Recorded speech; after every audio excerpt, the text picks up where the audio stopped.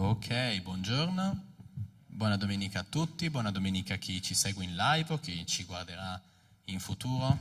Chiedo a chi ha le Bibbie qui di aprirle nel libro dei Proverbi. Saremo al primissimo capitolo di questo meraviglioso libro pieno di saggezza, perché oggi nella nostra predicazione parleremo proprio di saggezza, la saggezza del nostro Signore. E quindi vi invito ad aprire le vostre Bibbie a Proverbi, capitolo 1, versetto 1, e leggeremo insieme i primi 7 versetti per ascoltare quello che il Signore ci dice sulla saggezza.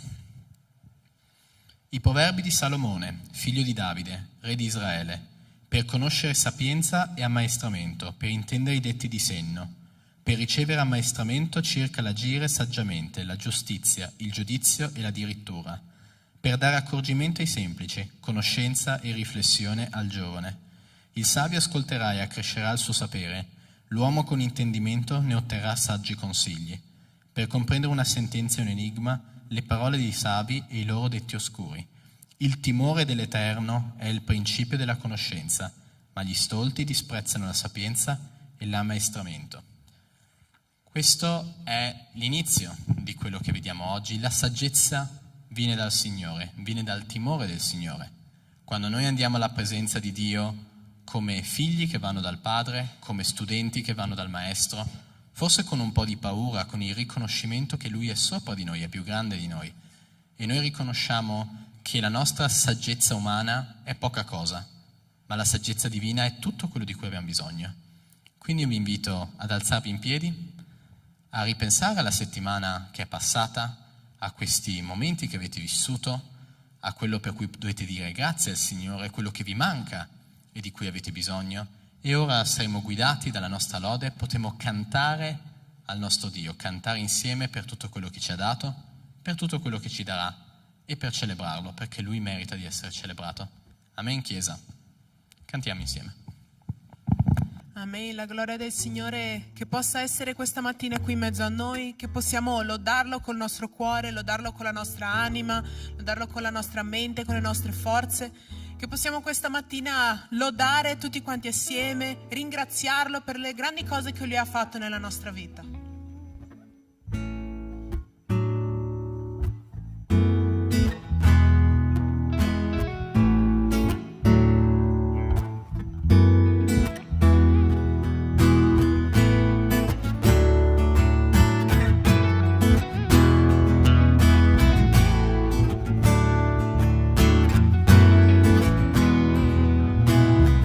Vedo la gloria del Signore oggi qui.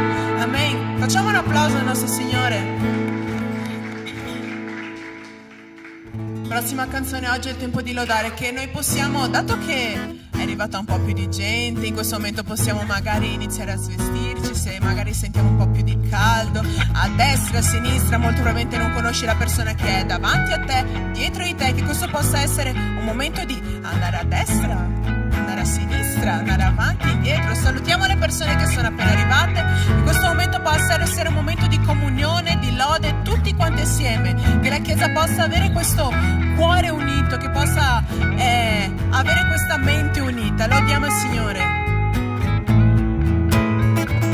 Oggi è tempo di lodare Dio, il suo spirito adesso è in mezzo a noi, e allora cantiamo e Cristo innalziamo, la tua gloria a questo tempio riempirà.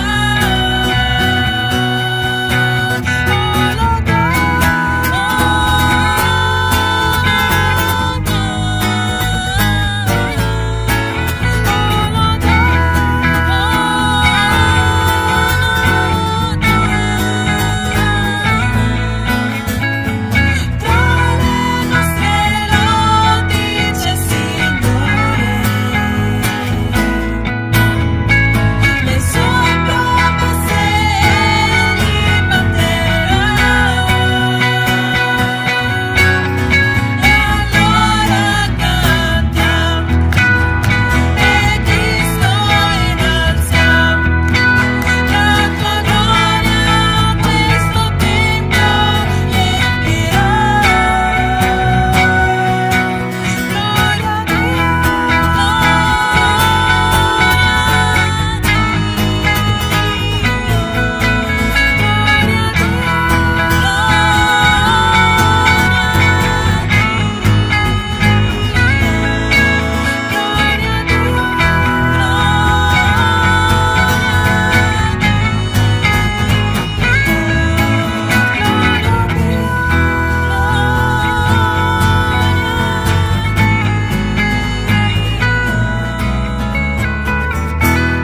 Amen. Padre, ti ringraziamo per questo momento, ti ringraziamo per questa lode, Padre.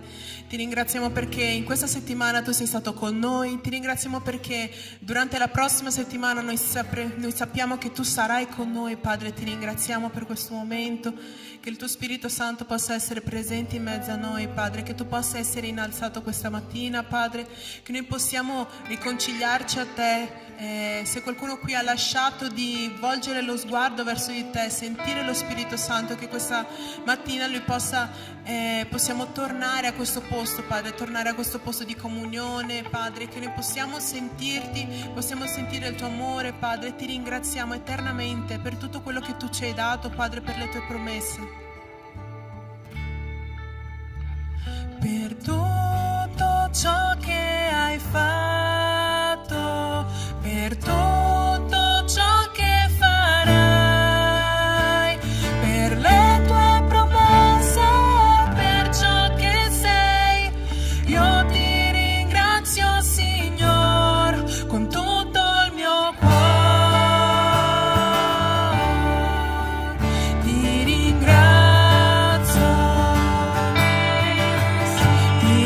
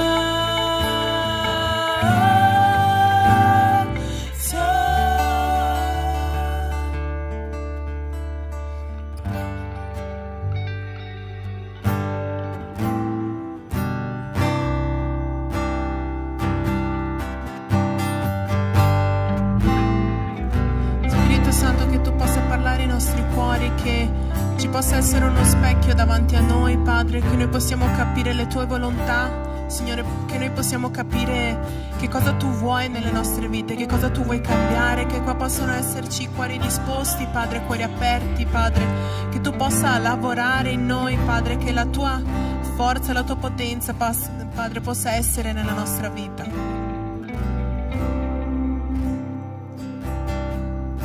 Signor, tu mi scroti e mi conosci,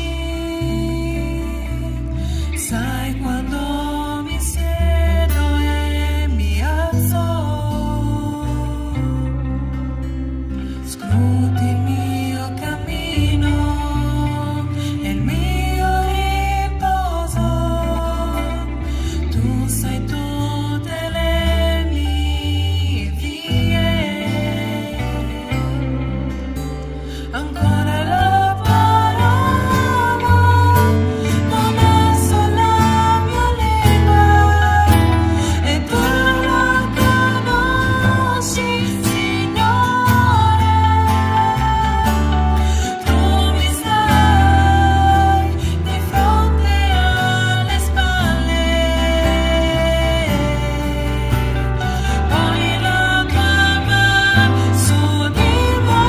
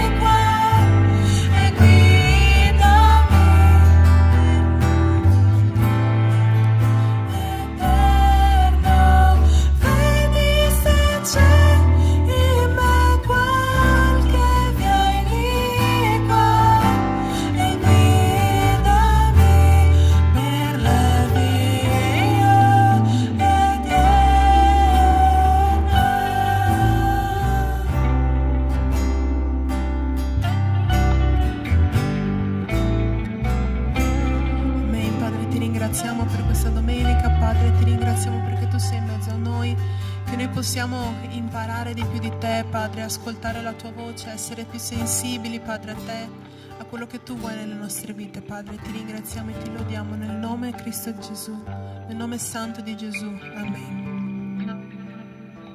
Potete sedere.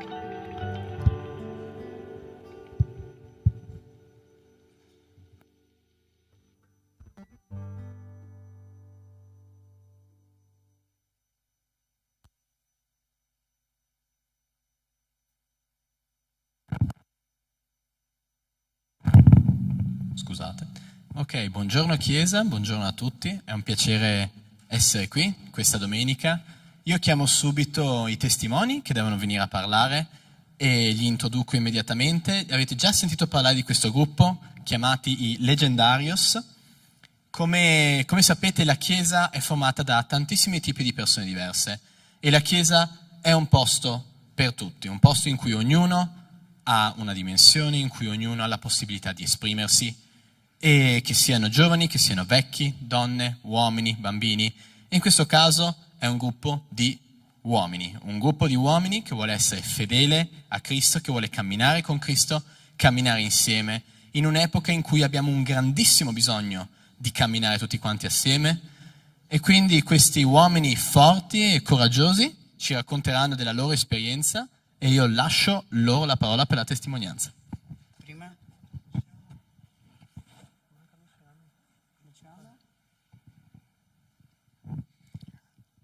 Allora, buongiorno a tutti.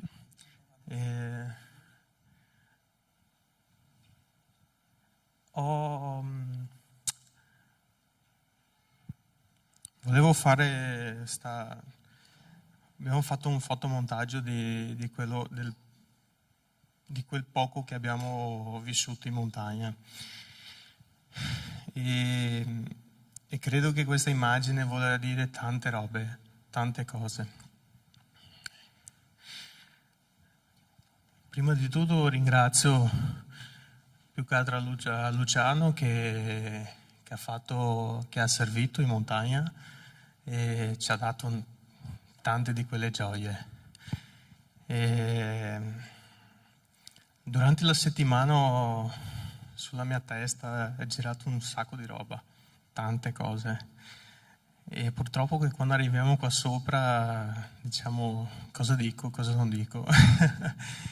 Però volevo raccontare che la mia esperienza in montagna mi ha aiutato tanto a crescere spiritualmente. Ho visto tanti uomini cadere, ho visto tanti uomini in preghiera per questi uomini che sono caduti, si sono rialzati nel primo giorno che è successo e hanno finito e hanno raggiunto la cima della montagna. E questo è tutto lo Spirito Santo che lo fa. E io sono andato su con lo scopo di sentire la sua voce, di fare un qualcosa di più anche per la mia famiglia. E grazie a Dio sono riuscito.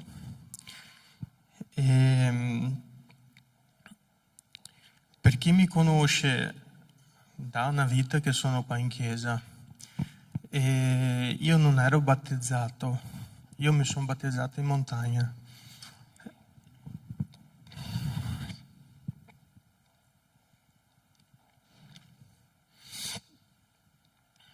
E Dio ha parlato al mio cuore su tutto il cammino. E oggi ringrazio Dio per quello che sono, per quello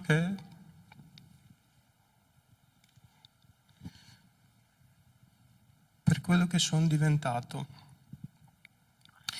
Sono andato su con lo scopo di più che altro la mia famiglia, che sono là dietro. E grazie a Dio sono riuscito e oggi sono qua. È difficile per me essere qua davanti a guardarvi in faccia, ma sono sicuro che non sono io che sono qua davanti, è il Signore che parla al mio cuore. E volevo ringraziare a ognuno di voi quelli che ho invitato che sono qua oggi. E grazie per essere venuti. E gloria a Dio. Grazie di tutto. Amen.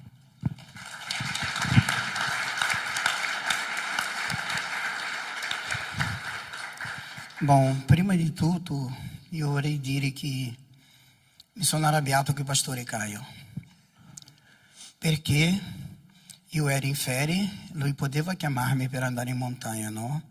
Invece l'ha chiamato Luciano e Eliseu, che non era mai visto qua in chiesa. Allora mi sono arrabbiato un po', dopo il pastore Caio me l'ha detto, mi sono emozionato, sì, vado. Dopo a casa pensavo, ma perché non me l'hai chiesto quando ero in ferie? Potevo andare, adesso devo chiedere al mio capo, sono sotto le ferie, questo, quell'altro.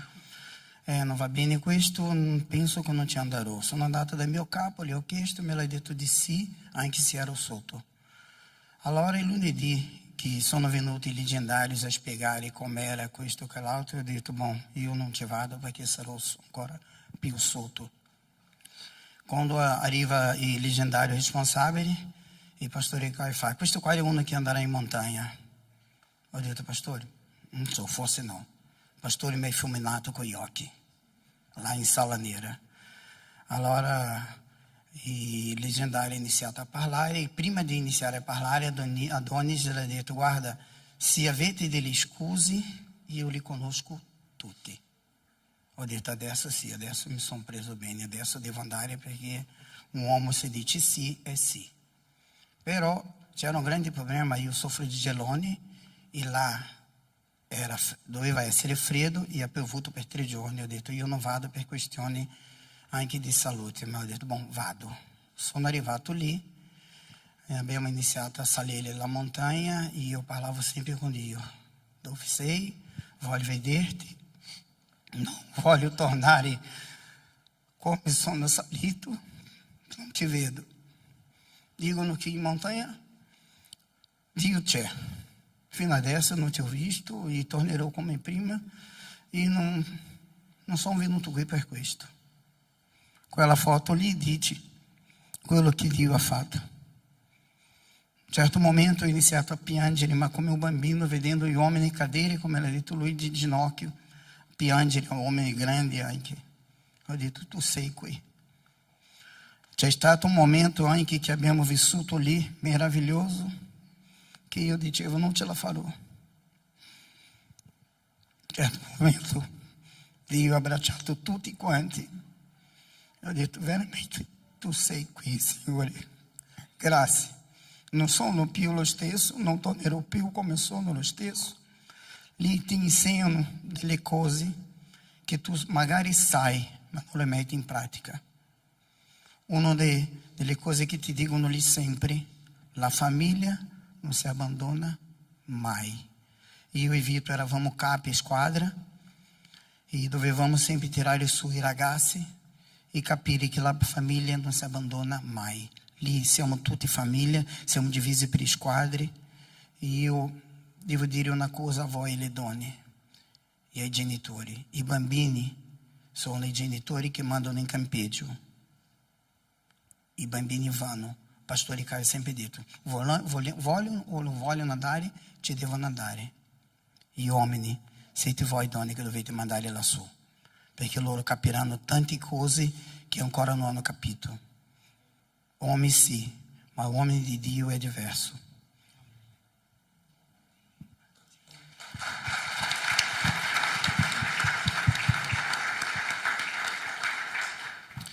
Pace Chiesa, è una benedizione vedere qua Jonas, Victor, Eliseu.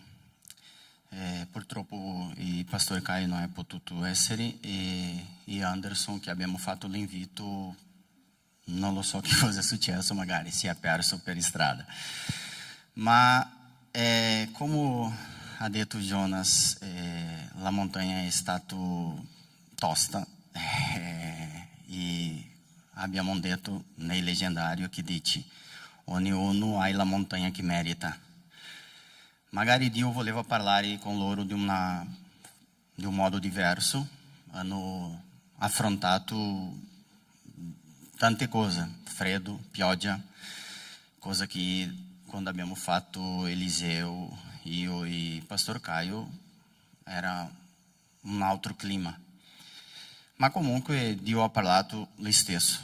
E adesso vogliamo dimostrare a voi come uomini della Chiesa e principalmente noi leggendari impariamo a come affrontare le nostre battaglie, le nostre guerre, che non che è in montagna lì, in quelli 3-4 giorni che siamo lì, è ogni giorno qua, le montagne vere sono qua, nella vita quotidiana nostra, è così, come nella mia testimonianza ho detto prima, non è in montagna, diciamo che deve essere lì in montagna che tu,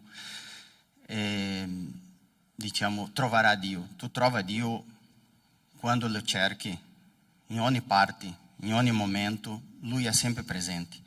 Ma lì tu impara tanta cosa, che magari qua, che il mondo non ti lascia vedere, che il mondo di oggi è un caos, è una pazzia che ti fai andare sempre nel ritmo che loro dicono, è lavoro, casa, mangia, dorme e ti dimentica un po' della famiglia, ti dimentica un po' della chiesa, ti dimentica un po' di cercare Dio. E lì tu cominci nella montagna a vedere questa cosa perché tu dimentica di tutto il resto e fissa gli occhi su Dio, sulla montagna, su quello che tu devi fare.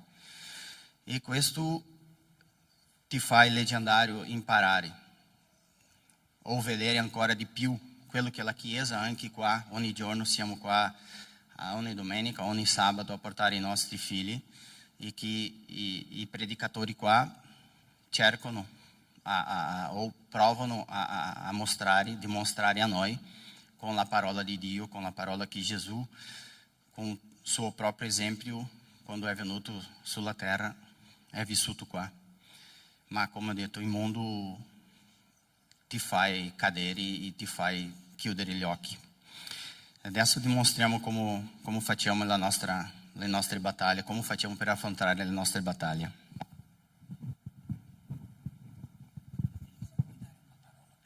Scusa.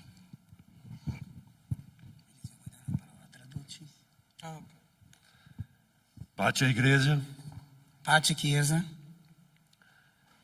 assim como os nossos companheiros falaram aqui, così come i nostri compagni hanno parlato qui, só você estando lá para você saber como é bom.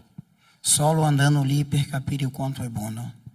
Esse ano não tem mais, Quest'anno non c'è più, mas o ano que vem tem. il prossimo anno ci sarà. Então eu digo a vocês, se preparem Così dico a voi, preparatevi, e não percam a oportunidade de estar lá. non perdete questa occasione, questa opportunità. Aqui estamos em 4, mas na igreja aqui são 5 com o pastor. 6, né? 6. Qui siamo in 4, ma in chiesa sono 6, con i pastori, che è anche il leggendario più vecchio d'Italia. Mas acredito que o ano que vem haverá muitos mais legendários aqui. Ma credo che il prossimo anno ci saranno più leggendari qui. Esposas, incentive os seus maridos. Mogli, donne, incentivate i vostri mariti, mandate loro lassù E você verá a diferença. e tu vedrai il cambiamento.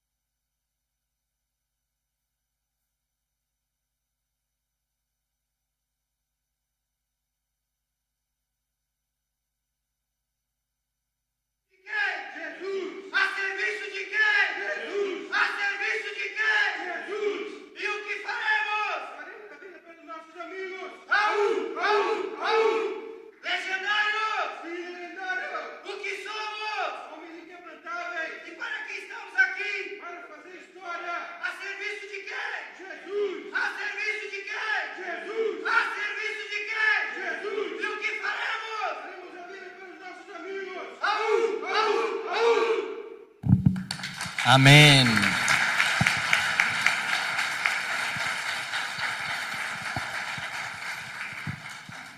Adesso preghiamo per i nostri fratelli, preghiamo per questa iniziativa, perché ci sono un sacco di uomini in questa chiesa, un sacco di uomini che possono partecipare. Avete sentito l'invito, prossimo anno c'è l'occasione, quindi preparatevi, chiedete a qualcuno di loro, a qualunque di loro per informazioni, ed è un'ottima occasione che il Signore ci dà per crescere. Preghiamo insieme, vi invito a imporre le mani su questi uomini in modo che possiamo pregare per loro.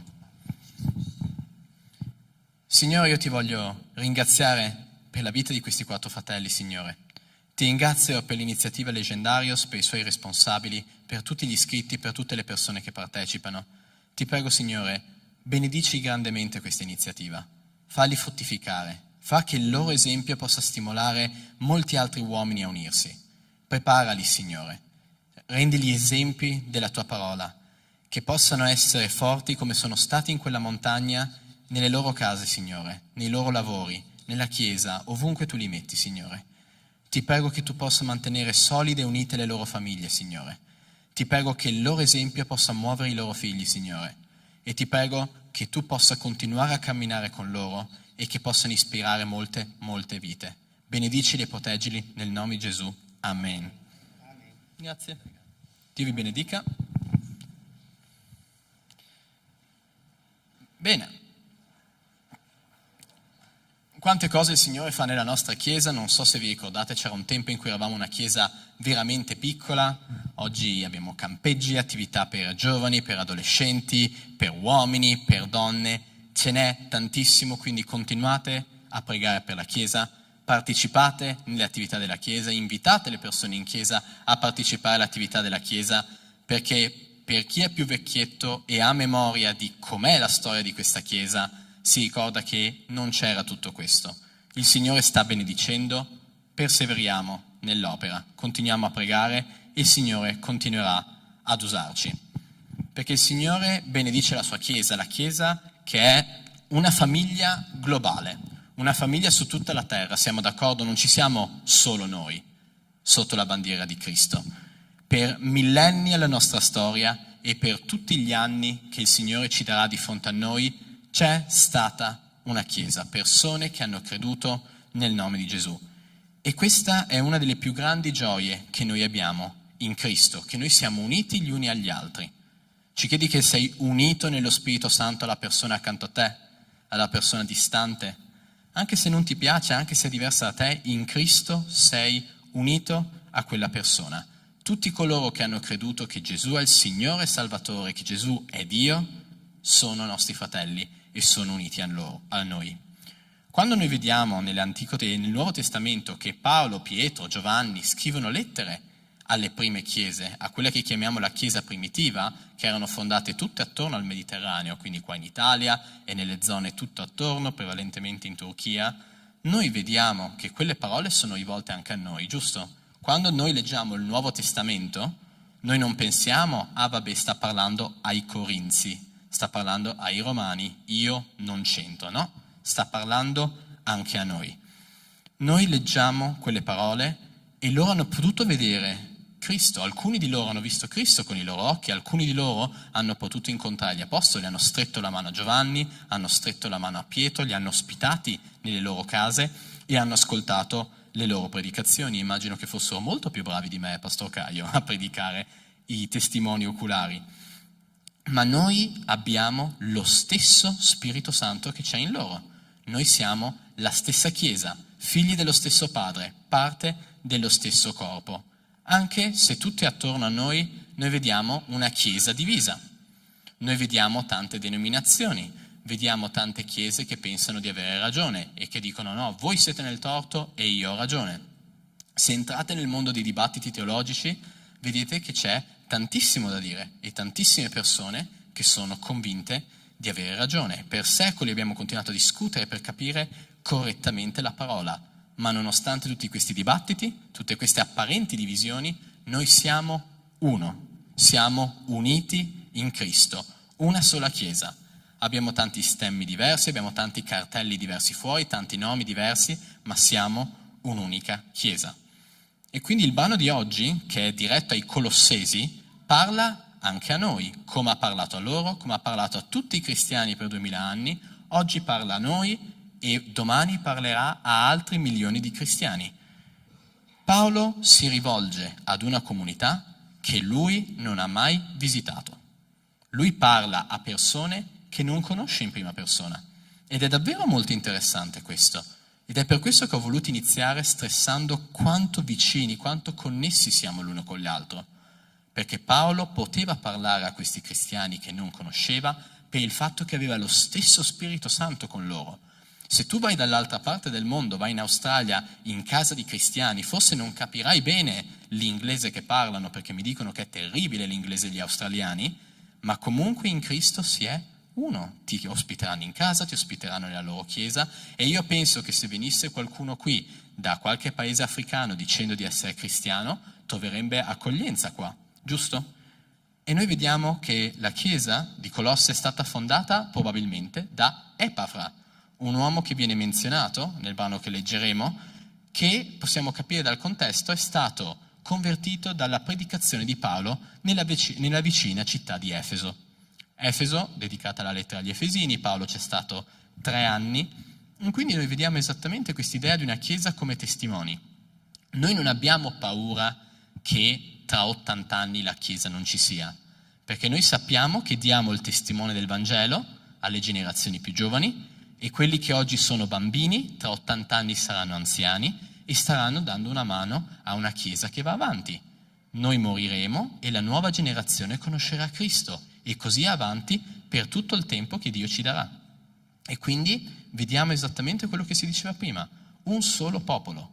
Noi ci prendiamo cura gli uni degli altri. Paolo non conosceva queste persone, Epafra gli ha chiesto aiuto, perché alla fine della lettera viene detto da Paolo molto chiaramente che Epafra è venuto fisicamente da Paolo a dire: ci sono problemi nella mia chiesa, ci sono problemi di eresie, ho bisogno di un tuo intervento, ho bisogno di tuo consiglio, perché sei un apostolo, perché sei molto saggio.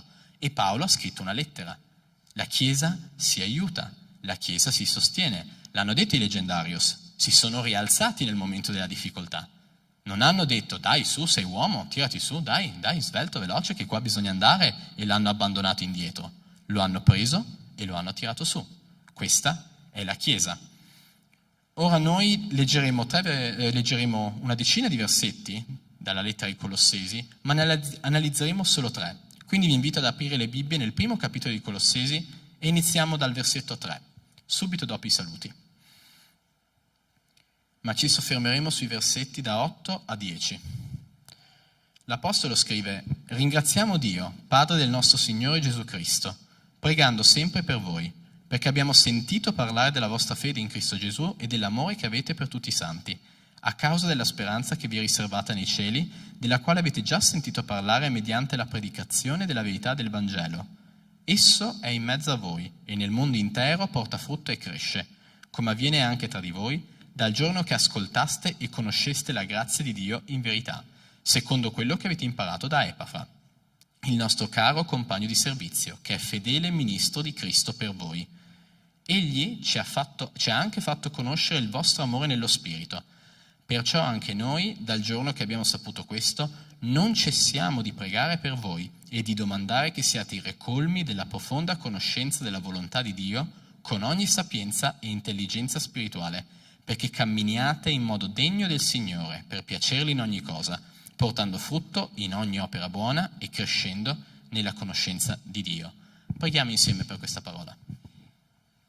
Signore, io ti ringrazio per quello che stai facendo nella tua Chiesa, ti ringrazio, Signore, perché tu ci hai dato la possibilità di lodarti, ci dai la possibilità di riunirci, di fare attività insieme per conoscerti, per cercarti come una sola famiglia unita.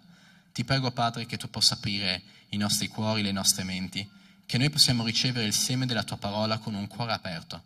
E ti prego che questo seme possa trovare terreni fertili, Signore, e possa dare molto frutto, e che possa cambiare la vita di me e tutti i fedeli che sono qui, Signore, e che la tua Chiesa possa continuare a prosperare nel potente nome di Gesù. Amen. Paolo deve riprendere questa Chiesa perché stanno virando verso 2 tipi di eresie, una protognostica e una legalistica. In sintesi, loro stavano mettendo in dubbio la fisicità, la corporeità, l'umanità di Cristo e si stavano facendo influenzare da tendenze di matrice giudaica che obbligavano a seguire la legge di Mosè in modo letterale, come si faceva fino a prima dell'avvento di Cristo, quindi con la circoncisione e seguire tutte le norme rituali. Quindi questa è una lettera che deve mettere in guardia delle persone dallo sbagliare, ma immediatamente Paolo apre parlando in modo molto positivo di questa Chiesa e di questi fratelli. Lui sul loro conto ha sentito che hanno fede in Cristo e che hanno amore per i fratelli e che hanno questo amore grazie alla speranza che Dio dà loro attraverso il Vangelo. Vangelo che si trova a Colosse, che cresce e si diffonde in tutto il mondo portando frutto. È molto interessante che Paolo chiama Epafra un amato conservo, un conservo insieme a lui, che è venuto da Paolo a fargli sapere che i colossesi hanno un grande amore nello spirito. Come abbiamo detto prima, Epafra è preoccupato per loro. E quindi questa chiesa è una chiesa in cui il Vangelo della grazia di Gesù Cristo stava venendo attaccato. Questa idea di Cristo, perché la maggior parte delle eresie che si diffondono se la prendono con Cristo. Dicono che non è Dio, dicono che non è uomo, dicono che non si è sacrificato per tutti, ed era quello che la Chiesa aveva bisogno di essere rafforzata nella verità di questo Vangelo. Però, come ho detto, Paolo inizia parlando in modo molto dolce verso i Colossesi. La parola greca, per dire l'amore che hanno nello spirito, è molto nota perché è nel nome della nostra Chiesa, e penso che tutti la sappiate. È la parola agape. Agape è un tipo di amore sacrificale, è l'amore di Gesù, l'amore di chi dà senza chiedere. Se vogliamo è l'amore che i genitori hanno per i figli, l'amore di chi si sacrifica, di chi si spende per l'altra persona, un amore altissimo. E viene detto da Paolo che questo amore è nello spirito, un amore nello spirito. Noi siamo in Cristo, noi siamo nello spirito, Dio è presente in mezzo a noi. Credete che Dio sia presente in questa assemblea in questo momento? La parola dice che dove 2 o 3 si riuniscono nel nome di Dio, Dio è in mezzo a loro. Qua stiamo predicando la parola di Dio, quindi siamo riuniti al suo nome e quindi Dio è presente in questa stanza. E la parola ci insegna che noi amiamo perché Dio ci ha amati per primi. Noi amiamo perché Dio con il suo amore ci insegna ad amare. È così che funziona. E questo amore è nello spirito, viene da Dio. Ed è questo l'amore che deve essere presente nella Chiesa. I Colossesi sono uniti in Cristo, sono uniti allo Spirito Santo come noi siamo uniti e in Lui si amano di un amore così puro e così universale che Paolo ha sentito delle voci sul loro conto. Immagina che in questa Chiesa ci amiamo così tanto, così a fondo che le persone di fuori vengono a sapere da altri che noi ci amiamo in questo modo. Questo è il senso della testimonianza, il senso di essere cristiani. Questa Chiesa, dice Paolo, ha un amore per tutti i santi, un amore che si fa conoscere ovunque, ed è esattamente quello che insegnava Gesù. Leggiamo da Giovanni, capitolo 13. Queste sono parole preziosissime che Gesù ha dato ai suoi discepoli poco prima, qualche ora prima di essere messo in croce. Gesù disse, nel versetto 13-34, «Io vi do un nuovo comandamento, che vi amiate gli uni gli altri. Come io vi ho amati, anche voi amatevi gli uni gli altri. Da questo conosceranno tutti che siete i miei discepoli, se avete amore gli uni per gli altri». Di nuovo questo è amore agape, l'amore di chi dà senza chiedere. E questo è l'amore che ci rende riconoscibili. Questa è la nostra carta d'identità. Questa è la nostra testimonianza, uguale a quella dei Colossesi. Se noi amiamo tutti i santi, perché Cristo non è morto per quelli che gli piacevano, per te sì, per te no, Cristo è morto per tutta l'umanità, per riscattarla tutta, e noi dobbiamo amare tutti quanti i nostri fratelli. Magari in questa chiesa ci sono fratelli con cui hai problemi, con cui hai litigato, che non ti piacciono, magari hai pregiudizi verso le altre persone, perché siamo tutti quanti imperfetti, ci sono persone che non ci piacciono. Ma Paolo ci parla in modo molto chiaro di quello che Cristo ci parlava. Dobbiamo amare le altre persone, con i loro difetti, con i loro errori. Noi dobbiamo amare gli altri, essere espansivi, non chiusi, non egoisti, ma guardare verso l'altro. Dobbiamo amarci con sincerità, con umiltà, con sacrificio. Quando qualcuno da fuori deve criticare un cristiano, la prima parola che usa, una delle prime, è ipocrita. Ipocrita è una pietra tombale sulla tua reputazione. Se tu dici una cosa e ne fai un'altra, la tua reputazione va a zero per la maggior parte delle persone. Noi dobbiamo essere aperti, sinceri e soprattutto coerenti. Noi siamo ambasciatori di Cristo in questo mondo, siamo messaggeri, dobbiamo essere leali. Cristo ci ha dato un messaggio, noi lo dobbiamo rispettare, dobbiamo portarlo esattamente per quello che è. Non possiamo portare un messaggio e contraddirlo con il nostro comportamento. Noi non dobbiamo pretendere perfezione da noi stessi, ma dobbiamo mettere al centro l'amore di Cristo e tendere verso il comportamento di Cristo. Paolo ci dice nella lettera ai Corinzi che tra le 3 cose che durano, la fede, la speranza e l'amore è la più grande fra tutte. E quindi il primo invito che dà Paolo ai Colossesi e a noi è amiamoci. Amiamoci come Gesù ci ha amati. Ama la persona accanto a te, quella dietro di te, quella avanti a te, quella dall'altra parte della chiesa che non conosci. Ama la persona che ti ha ferito. Ama anche chi è difficile da amare. La chiesa di Colosse era imperfetta. Era una chiesa che stava sbagliando e rischiava di farsi sedurre da una teologia molto molto pericolosa. Ma nonostante questo Paolo li ha celebrati per il loro amore. Ha fatto sapere che erano noti per il mondo per il loro amore. E io vi chiedo, non vogliamo che sia così anche per la nostra chiesa? Passiamo al versetto seguente, versetto 9. Paolo dice: perciò anche noi, dal giorno che abbiamo saputo questo, non cessiamo di pregare per voi e di domandare che siate ricolmi della profonda conoscenza e della volontà di Dio con ogni sapienza e intelligenza spirituale. La prima cosa che notiamo è una nozione fondamentale da parte di Paolo di cui la Chiesa non si deve scordare mai. E infatti il 31 faremo anche una veglia proprio per questo, perché un'attitudine che non possiamo dimenticare è la preghiera. Come sta la tua vita di preghiera? Quanto preghi? Quanto spesso? Quanto a lungo? Che cosa chiedi?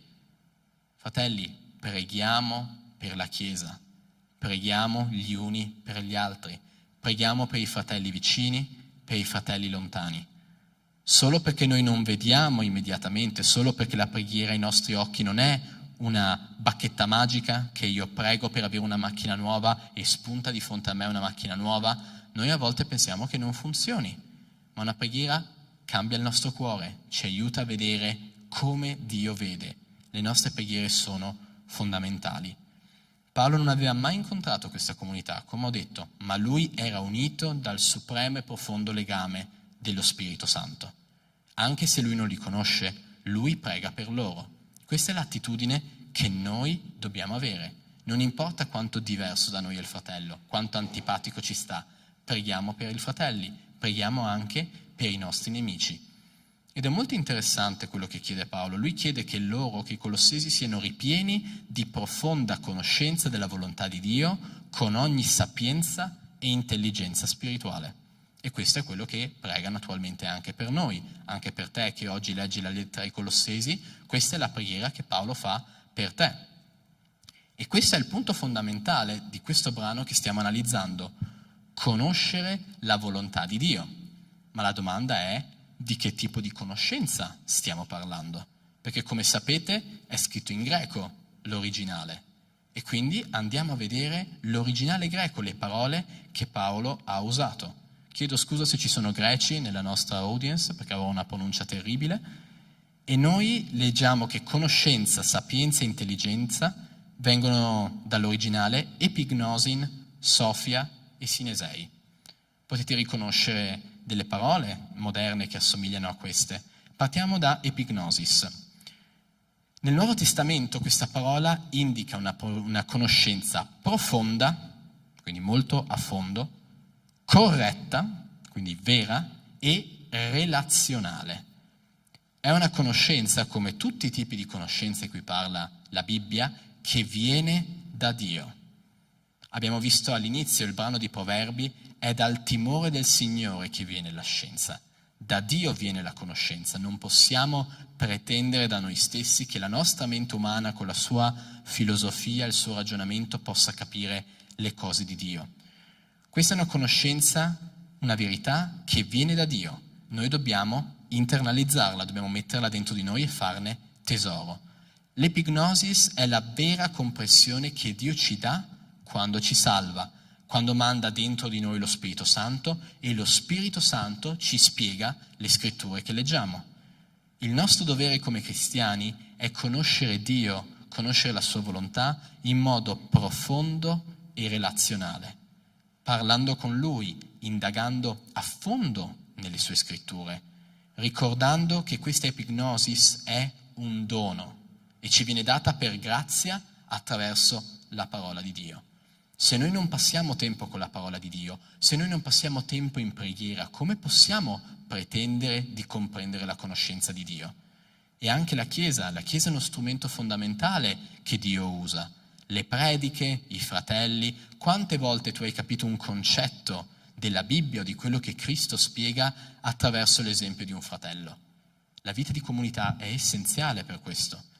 La seconda parola dopo epignosis è Sophia, o Sofia, come un nome nell'epoca moderna, da cui viene filosofia, che è la conoscenza in generale. Una parola molto vasta, indica la saggezza, un'intelligenza che può essere applicata in base al contesto a diversi ambiti. Può essere una saggezza nelle cose di questo mondo, se uno è bravo nel suo lavoro, una saggezza di tipo scolastico, se uno sa molte nozioni. Alla fine di questo versetto noi vediamo che Paolo assegna l'aggettivo pneumatiche, sia la parola Sofia che la parola sinesei. Lui dice che è pneumatiche, cioè dello spirito, la saggezza dello spirito. Questa è una saggezza, di nuovo, che viene da Dio, una saggezza nascosta in Cristo e che a noi viene donata insieme allo Spirito Santo. L'ultima parola è sinesei, anche questa è pneumatiche, come dice. Questo viene tradotto come intelligenza. Ha un'etimologia davvero interessante, sinesei, perché ci ricorda sintesi, no? Mettere assieme, sono parole che sono cugine in greco. Nell'Odissea Omero usò questa parola per definire due fiumi che si uniscono in un unico fiume. Quindi è questa idea di mettere assieme. Dice sia a noi che ai Colossesi, Paolo, di seguire lo Spirito e la saggezza dello Spirito, che ci permette di prendere la Bibbia in mano e di unirne tutti i puntini. Perché se noi leggiamo la Bibbia, noi troviamo tantissime verità e a volte diciamo, ok, ma che cosa mi serve questa cosa? Qua sembra confuso, ci sono parti che sembrano contraddirsi, ci sono parti che non sono chiare. Noi dobbiamo avere la sinesei pneumatiche, l'intelligenza spirituale di farci guidare dallo Spirito Santo, di farci guidare nella Bibbia che collega insieme tutti i puntini. La Bibbia non è un insieme caotico di informazioni di cui noi impariamo a memoria dei pezzi e speriamo di ricordarci il pezzo giusto. La Bibbia è viva e lo Spirito Santo ce la spiega, perché noi abbiamo la chiave di lettura. C'era un uomo, un eunuco, che si lamentava con uno degli apostoli negli Atti, perché non comprendeva le scritture, ma la chiave di lettura è la croce. Tutta la Bibbia letta attraverso la lente di Cristo è chiara, tutta la Bibbia parla di Cristo e Cristo è la chiave per comprendere la saggezza di Dio. Tornando alla preghiera che Paolo fa per i Colossesi, ci soffermiamo su altre due parole, plerothete e pase, che vengono tradotte come ricolmi e ogni. Quello che Paolo sta dicendo sia ai Colossesi che a noi nella sua preghiera, lui prega come dovremmo pregare noi, che noi siamo ricolmi, siamo plerothete, pieni fino all'orlo, che più non si può riempire di epignosin, di questa conoscenza profonda e relazionale. Non accontentarti di conoscere un pochino Cristo. Ah sì, mio papà mi ha raccontato qualcosa, mia mamma mi leggeva le storie bibliche, ho fatto la scuola domenicale da piccolo, la domenica vado al culto, qualcosina su Gesù so. Non devi accontentarti di questo. prega e cerca di essere ripieno di questa conoscenza personale e profonda. E questa conoscenza deve essere accompagnata da Pase, Sofia e Sinesei, cioè ogni singola conoscenza spirituale. Non dobbiamo accontentarci di un poco di conoscenza, di qualche, so dire qualche curiosità su Cristo. Dobbiamo lottare per sapere ogni singola cosa possibile. La nostra conoscenza non può essere fredda, non può essere impersonale, non può essere lacunosa. Una persona può sapere tutto della vita di Cristo, può essere un ricercatore che conosce a menadito la Bibbia, sa il greco antico, sa l'ebraico, l'aramaico, conosce il contesto storico, ha letto gli originali, ma se manca lo Spirito Santo, questa persona non avrà una conoscenza personale. Ma la nostra conoscenza non può essere nemmeno lacunosa. Dobbiamo avere una conoscenza molto profonda, radicalmente profonda, incentrata su Cristo e sui suoi tesori, non per meritare qualcosa, non per pensare di essere migliori, ma per capire chi Cristo è e per permettere allo Spirito Santo di parlarci, perché sarà poi Lui a dare a questa conoscenza unità, armonia, perché è lo Spirito Santo che è vivente ed è vivente nella parola. Non pensare che sia un libro freddo che leggi per imparare qualcosa. È un libro vivo che lo Spirito Santo usa per parlarti, per insegnarti. Non c'è alcuna confusione né contraddizione in Dio. Dio non è confuso, Dio non cambia idea. Allo stesso modo non c'è né confusione né contraddizione nella saggezza di Dio, di cui noi siamo chiamati a riempirci. Certo, noi siamo imperfetti e finiti e abbiamo a che fare con un Dio perfetto e infinito. Non potremo mai capirlo. L'esempio era questo famoso aneddoto su Sant'Agostino, che avrebbe visto un bambino che cercava di mettere tutto il mare in un secchiello e lui va dal bambino e gli dice: che cosa stai cercando di fare? Il bambino glielo spiega, Sant'Agostino gli dice: quello che stai provando a fare è inutile. E il bambino, secondo questa leggenda, lo guarda e gli dice: tu mi dici che questo è inutile, allora perché tu stai cercando di mettere la totalità di Dio nella tua testa? E a volte è quello che cerchiamo di fare noi, non lo possiamo fare, ma quello che noi dobbiamo fare è, nei limiti di quello che noi riusciamo, conoscere nel modo più profondo possibile Cristo. E come? Noi siamo bisognosi, siamo imperfetti, la nostra mente non è sufficiente per capire Dio, non è in grado di comprendere Dio semplicemente fermandosi a pensare.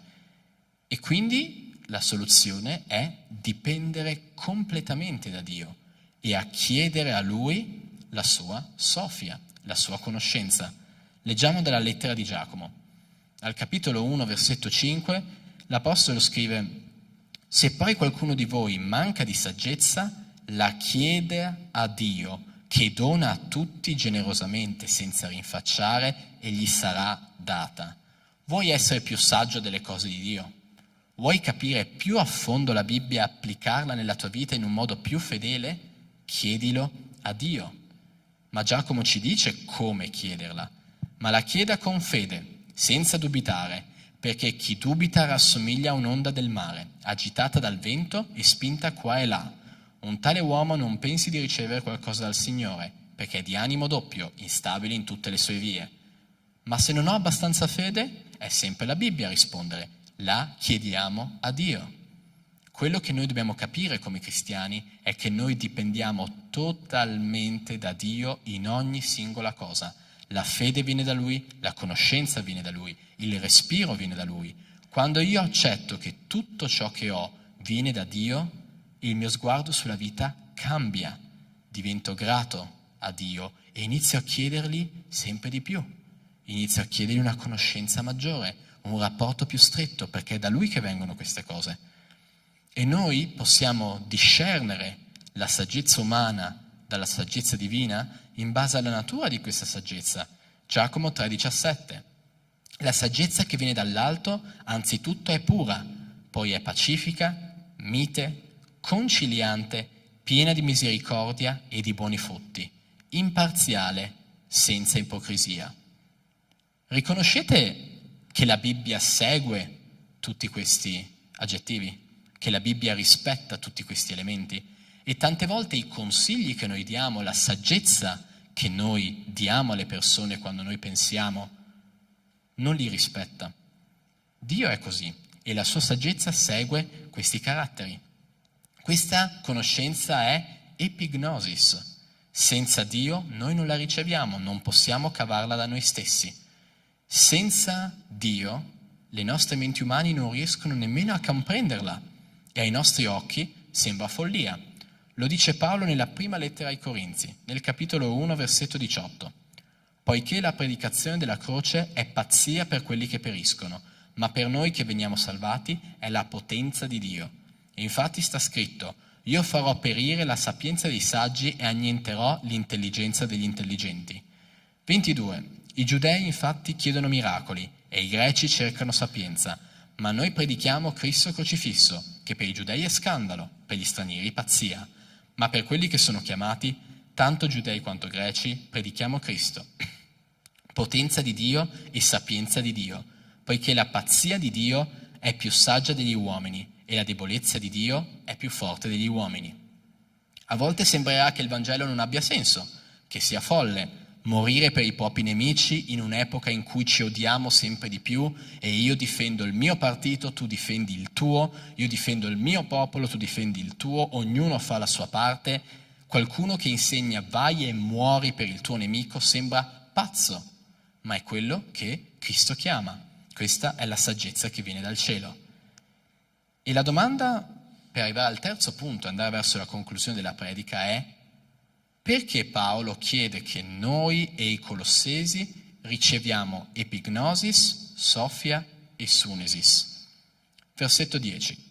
Perché camminiate in modo degno del Signore, per piacergli in ogni cosa, portando frutto in ogni opera buona e crescendo nella conoscenza di Dio, affinché noi viviamo in un modo plasmato secondo il Vangelo. La parola degno in greco indica esattamente questo, una vita che è conforme a quella di Cristo, in modo che se uno prende la tua vita e la compara a quella di Cristo, dice sì, si assomigliano, queste due cose si parlano. Da Dio viene la conoscenza, da Lui viene la saggezza, da Lui viene la capacità di discernere il bene dal male e il giusto dallo sbagliato. Questa è una delle argomentazioni che si porta verso chi non crede in Dio. Le persone hanno nel loro cuore una conoscenza di ciò che è giusto e di cosa è sbagliato. Noi anche senza essere cristiani sappiamo a naso, per istinto, che certe cose sono sbagliate. Questo viene da Dio. Quando sei cristiano hai lo Spirito Santo dentro di te e questo discernimento diventa molto più preciso e molto più chiaro. Quindi la conoscenza viene da Dio. E dopodiché, visto che noi siamo in tutte le cose dipendenti da Dio, Dio ci mette anche di fronte le opere buone che ci chiama a fare in questa vita. Hai mai notato un fratello accanto a te che ha qualche necessità, un tuo parente che sta male, che soffre, un tuo vicino di casa che ha un problema? Quelle sono occasioni che Dio ti dà, che ti sta chiamando per servire quel fratello, quel parente, quella vicino di casa. È questo che Dio ci chiama a fare. Il nostro dovere è camminare, che vuol dire vivere, nel modo che Dio prescrive nella sua parola. Non è come la legge mosaica, se non segui queste leggi tu morirai, no. Il ragionamento è completamente diverso. Cristo è morto per me, io sono unito a Cristo e ora io cammino come Lui. Un po' come un bambino, penso che i genitori qua sappiano di che cosa sto parlando. Quando tuo figlio è piccolo e prova a imitarti. Io ho visto recentemente la nipote di mia sorella che inizia a prendere le bambole e a parlarle come la mamma parlava a lei. È molto carino da vedere una bambina di 2 anni che fa la mamma, giusto? Penso che abbiamo visto queste scene. E noi bambini siamo così, noi uomini siamo così. Seguiamo Cristo in un modo molto imperfetto, ma più camminiamo a fianco a Cristo, come i bambini, più simili a Lui diventiamo. Paolo ci raccomanda di camminare in modo tale da piacere a Dio in ogni singola cosa e in ogni singola opera buona. Tutto, ciascuna, ogni cosa che facciamo, senza eccezioni, deve essere fatta per compiacere al Signore. Ogni mio pensiero, ogni mio commento, ogni mia azione, tutto quello che faccio deve essere per compiacere al Signore. Non lo facciamo naturalmente, ma lì c'è la grazia. Il nostro sforzo deve essere partire da questa grazia e migliorare, fare le cose per fare Gesù sempre più contento di noi. Queste opere che noi dobbiamo fare sono carpoforontes, dice Paolo, opere che portano, cioè opere che noi facciamo portando frutto. Questo è lo stesso identico verbo che Gesù usa per spiegare la nostra dipendenza da Lui per le buone cose che facciamo. Giovanni 15. Gesù dice: dimorate in me e io dimorerò in voi. Come il tralcio non può dar da sé frutto se non rimane nella vite, così neppure voi se non dimorate in me. Io sono la vite, voi siete i tralci. Colui che dimora in me e nel quale io dimoro porta molto frutto, perché senza di me non potete fare nulla.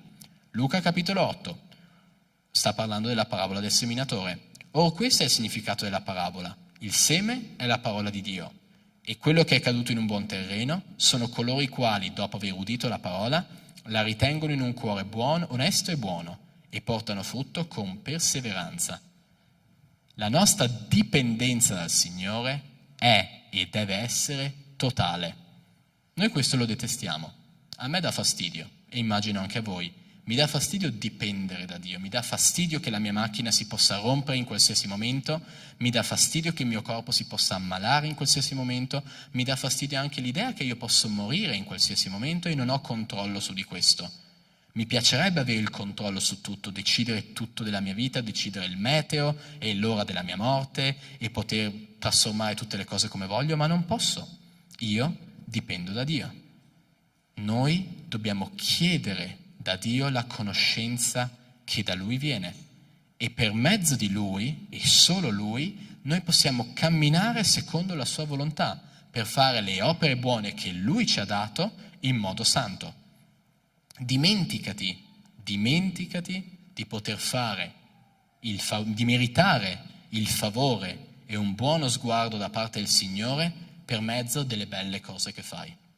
Dimenticatelo.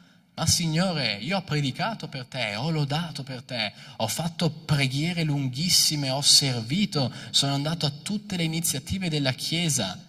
Non cercare di meritare qualcosa che già hai. Dio ti ha già dato il suo amore, te l'ha dato sulla croce. Parti da quell'amore per servire, non combattere per meritare l'amore che hai già ricevuto. Il Signore ti ha dato la capacità di fare il bene, mi ha dato la capacità di predicare, ci ha dato la capacità di lodare, la capacità di camminare in mezzo alle intemperie sulla montagna, la possibilità di essere qui. Il Signore ti ha donato i fratelli attorno a te, ti dona occasioni per fare il bene e per tutto questo la parola che dobbiamo dire a Dio è una sola: grazie. Grazie. Hai mai detto grazie Signore per i miei fratelli? Ti invito adesso a fare una breve preghiera, ringrazia Dio per il fratello che è accanto a te. Ringrazia Dio per la persona che è seduta a fianco a te, per la persona che è seduta dall'altra parte della chiesa. Noi vediamo come funziona la parola di Dio. La conoscenza viene da Dio. Dalla conoscenza nasce l'obbedienza. Dall'obbedienza nascono i buoni frutti. E poi, come si conclude il versetto, che dai buoni frutti noi cresciamo in conoscenza di Dio. Ormai in greco antico siete forti, questa parola conoscenza è di nuovo epignosin, una conoscenza profonda e relazionale. Più io obbedisco a Dio, più profondamente lo conosco. Più io cammino con una persona, più la conosco. Conoscenza chiama conoscenza. Una relazione profonda e intima con Cristo, una relazione di obbedienza e di conoscenza può portare solo a una conoscenza più profonda e a un'obbedienza ancora maggiore. È un circolo virtuoso, un rapporto che si rafforza e che mette radici più profonde in Cristo. Ed è quello che Paolo prega per noi, che noi abbiamo, ed è quello che noi siamo chiamati ad avere. Quindi per concludere, chiamo già qui il gruppo di lode. Ogni cosa viene da Dio. la capacità di amare, la nostra testimonianza, tutto viene da Lui. Le parole giuste per pregare vengono da Lui. Lo Spirito Santo ce le dà, il Figlio intercede presso il Padre per ascoltare. E le preghiere ci vengono insegnate attraverso la Bibbia. La conoscenza, la saggezza, l'intelligenza vengono da Lui, i tesori infiniti Suoi in cui ci rende partecipi per la Sua grazia. La nostra capacità di camminare con Lui, obbedire e perseverare viene da Lui. Lui ci tiene per mano e ci tiene saldi nelle prove della vita. Chiedetelo ai testimoni di prima, è stato il Signore a sostenerli e loro lo sanno molto bene. Il frutto che noi diamo, la crescita che noi abbiamo, vengono da Lui. Lui ha seminato la parola in noi e ogni singolo giorno se ne prende cura, con la sua parola, con la sua Chiesa. Per questo è fondamentale, noi possiamo solo metterci di fronte a Lui nella nostra necessità e Gesù fa il lavoro. Noi siamo i tralci. Senza Cristo non avviene nulla di tutto quello che abbiamo descritto. E ora la domanda che ti voglio fare è: di che cosa manchi? Che cosa ti manca? Manchi nella preghiera? Manchi nella conoscenza?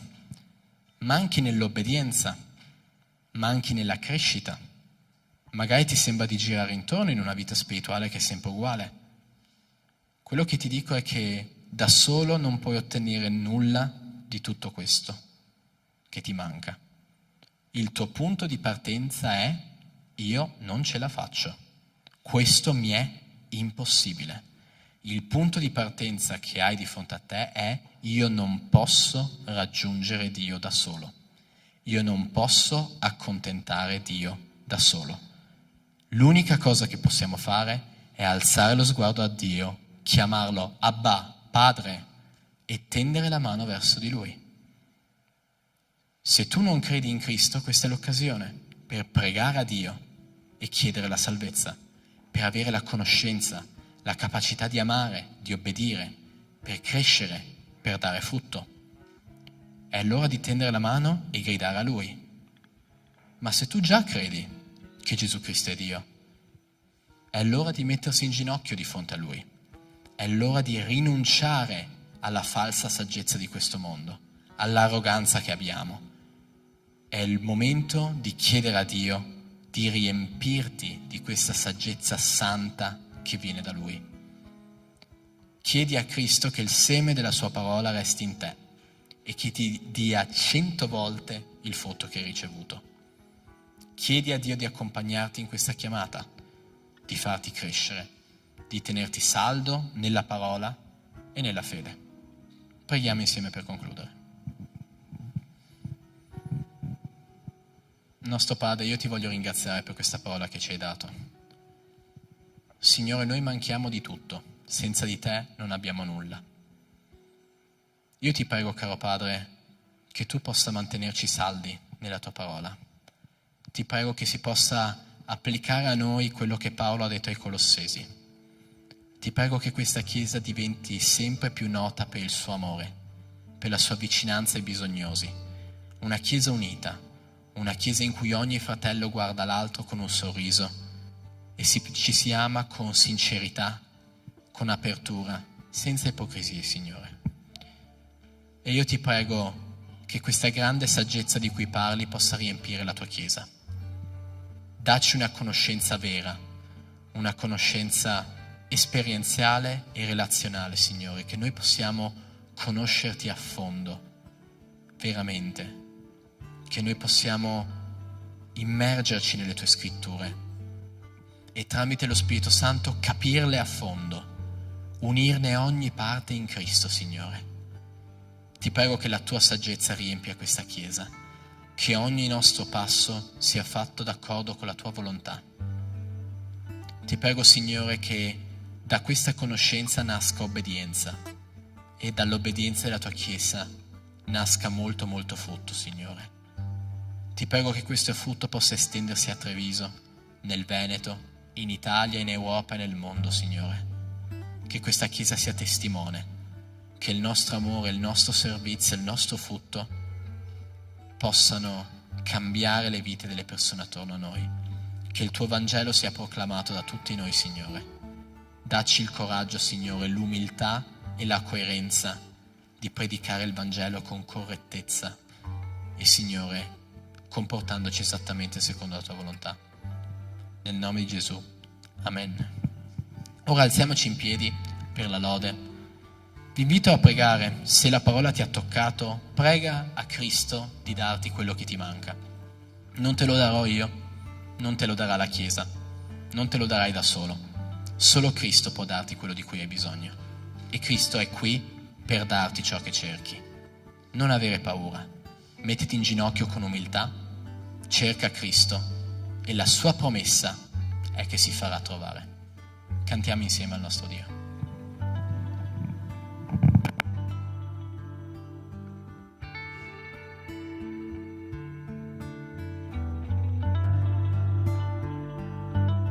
Amen. Avremo un momento anche di decime offerte, che in questo momento possiamo lodare, offrire al nostro Signore, restituirgli quello che in parte restituirgli quello che Lui ci ha dato, quello che è già suo, e che noi possiamo continuare a ringraziare il nostro Signore.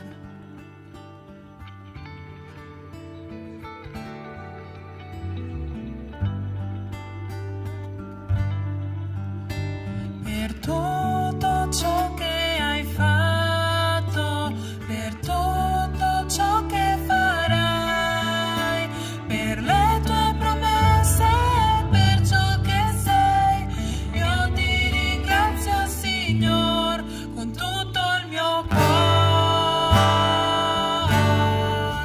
Ti ringrazio, Dio, ti ringrazio, Dio, sì, grazie,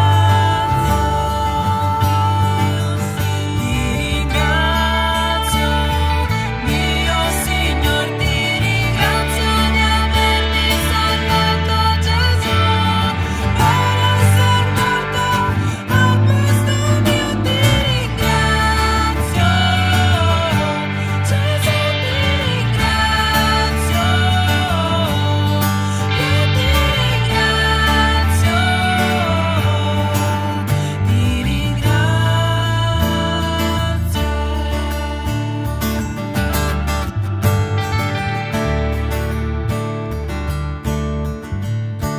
per tutto ciò che hai fatto, per tutto ciò che farai, per le tue promesse, per ciò che sei, io ti ringrazio, Signor, con tutto il mio cuore.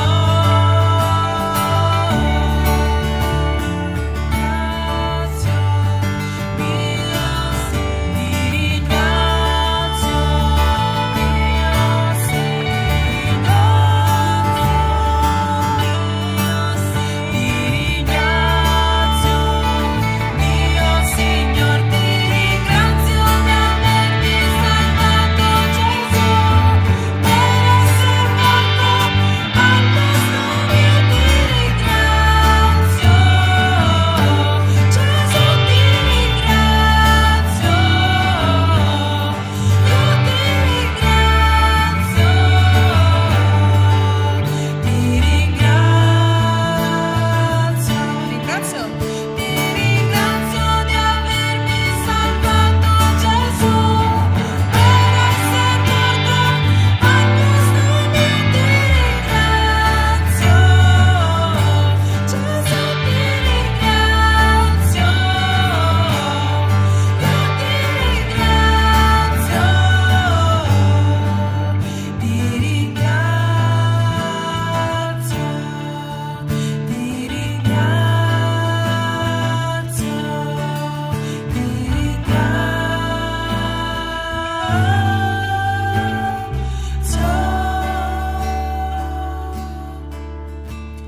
Padre, ti ringraziamo per le offerte, le decime che sono state date. Padre, ti ringraziamo per questo grandissimo amore. Padre, ti ringraziamo perché noi non meritavamo. Padre, ti ringraziamo perché noi veramente non potremo mai ripagare quello che tu hai fatto per noi, non potremo mai ripagare la salvezza, non potremo mai fare qualcosa di così tanto grande, Padre. Ti ringrazio perché tu sei qui presente in mezzo a noi, ti ringraziamo perché tu sei stato presente in mezzo a noi e ti ringraziamo perché tu sarai ancora presente, Padre. Tu sarai nella nostra casa, nelle nostre macchine durante che andiamo nelle nostre macchine durante il nostro lavoro, Padre, mentre che noi staremo parlando con la nostra famiglia, con le nostre amicizie, Padre. Ti ringraziamo, ti lodiamo nel nome santo di Gesù. Amen. Potete sedervi.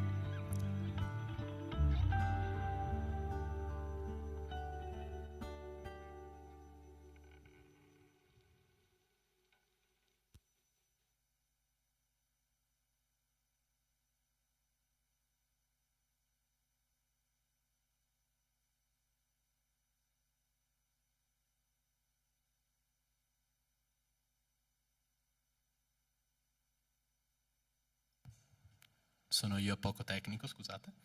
E bene, momento di avvisi. Abbiamo il 31 di ottobre. Cosa succede il 31 di ottobre? Se qualcuno dice Halloween è meno un punto. C'è la veglia di preghiera. Ci troveremo alle ore 10 qui in chiesa per pregare assieme. La preghiera, come abbiamo detto, è estremamente importante e quindi è un momento di condivisione. Se non potete venire, pregate da casa. Comunque pregate in qualunque momento, pregate per la Chiesa, pregate per tutte le attività che facciamo. Tutta la Chiesa è invitata, mi dicono a grandi gesti dal gruppo Lode, grazie al gruppo Lode. Quindi tutta la Chiesa è invitata, siate presenti, non è una cosa riservata ai giovani, venite e pregate, ma è la prima volta, sono timido, non ti preoccupare, sei più che benvenuto, pregare assieme è molto molto prezioso, il Signore ascolta la sua Chiesa. Dopodiché, il 31 ottobre è anche l'anniversario della Riforma Protestante. Se non lo sapevi, noi siamo protestanti. Se pensavi fosse una chiesa cattolica, mi dispiace, siamo protestanti. E quindi celebriamo questo momento storico. Ci sarà sabato 1 novembre un momento con domande al culto giovani e è presente un QR code di là in Sala Nera in cui potete mandare le vostre domande, se no potete chiedere a Junior per qualunque dubbio. E quindi anche un modo per capire meglio la nostra identità protestante, di cui si parlerà quel giorno, dopo la veglia. Dopodiché, dovrebbero avermelo scritto, 29 di novembre, perfetto, ci sarà l'incontro delle donne. Ci sarà un incontro delle donne con un tema che leggete nella locandina, che faccio mettere a Fedele. Non abbiamo la locandina. E non so il tema, chiedo scusa, sono molto poco informato sugli avvisi. Quindi ci sarà questo incontro delle donne e il tema lo scoprirete, in teoria Federico lo sa, lancio la patata bollente a lui, e dopodiché ci sarà un mercatino di Natale in cui si può comprare, si può donare alla chiesa, è un'ottima occasione per stare insieme. 29 novembre, se sei una fanciulla sei più che invitata, piccola, anziana, dovunque tu sia sei invitata a questo incontro. Dopodiché ci sarà l'incontro delle coppie, non so se per questo abbiamo un volantino, ce l'abbiamo, eccolo qua, c'è il convegno delle coppie, quindi ormai è quasi addirittura, lo pubblicizziamo da mesi. Se siete una coppia sposata, non fidanzata, non morosati, non è complicato, sposata, siete benvenuti a questo convegno che si farà in Slovenia, se mi ricordo correttamente. Quindi fatevi vivi, se siete una coppia sposata che siete interessati a partecipare, potete chiedere al pastore. C'è qualcuno dell'organizzazione qua, tra il pubblico? 2 mani alzate, guardate là, 3 mani alzate e ne avete. Quindi se siete sposati o se conoscete coppie sposate che possono essere interessate, chiedete pure. Dopodiché, appello che non è scritto su un cartellone ma che faccio, in questa chiesa abbiamo tantissimi ministeri, ci sono tante cose. Prima vedevo qualcuno della lode disperata che chiedeva se qualcuno sa suonare una chitarra, quindi la domanda la ripeto a voi. Ci sono tante cose da fare. Ci sono i bambini, c'è l'accoglienza, c'è la lode, ci sono tantissimi ministeri in cui c'è bisogno e se senti di voler collaborare, vieni, la Chiesa serve, la Chiesa ama, alcuni amano parlando, alcuni amano facendo, quindi mi raccomando, ascolta la voce del Signore, se ti chiama un qualche ministero particolare, fatti avanti, non avere vergogna. Ma io non so fare, nemmeno noi sapevamo fare quando abbiamo cominciato, non avere paura, la Chiesa cammina insieme. Dopodiché ci sono tutte le iniziative dell'associazione, corsi di ogni genere, chiedo le slide, abbiamo il laboratorio di cucito ogni giovedì, dopodiché abbiamo il patchwork, abbiamo il corso di lingua italiana per stranieri. Ci sono tantissime iniziative, potete chiedere a Jacqueline di là che ti ha maggiori informazioni. La Chiesa ha Balloon Art, questa è molto carina per fare feste, fare compleanni. Ci sono davvero tante attività nella nostra Chiesa, basta solo che tu ti incuriosisca, che tu ti faccia vivo, che tu chieda. Quindi vi ringrazio per essere stati presenti qui in Chiesa. Se è la prima volta che sei venuto, benvenuto. Se è dopo la prima volta, bentornato. Alziamoci in piedi per una preghiera finale, per dedicare la nostra settimana al Signore. Signore, noi ti vogliamo ringraziare per la parola che ci hai dato, ti vogliamo ringraziare per questa Chiesa, per questo privilegio che abbiamo di lodarti e di ascoltare la tua voce. Dio Padre, ti prego che tu possa proteggere me e i miei fratelli in questa settimana. Gesù Cristo, ti prego che noi possiamo vivere a fondo questa unione con te. Spirito Santo, ti prego, guida ogni nostro discorso e guidaci a capire a fondo la parola che leggeremo in questa settimana. Ti prego, Dio, che la tua parola non lasci mai il nostro cuore, ma che noi possiamo crescere con fede e essere sempre più simili a te. Proteggi le nostre famiglie, proteggi la nostra Chiesa in questa settimana, nel nome di Gesù. Amen. Buona settimana e Dio vi benedica.